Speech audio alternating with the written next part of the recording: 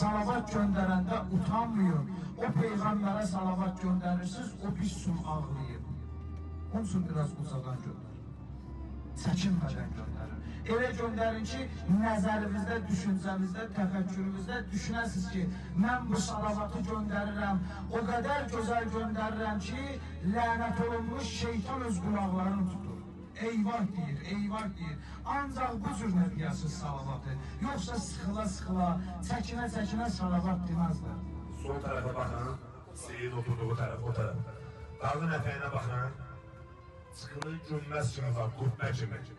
İbrahim Peyğəmbərin məqamına oxşuyur.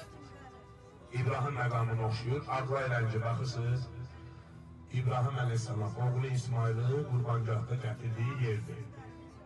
Hansı ki, bıçaq kəsmədi, qoz nazil oldu. İsmail qurbanı deyilən yer.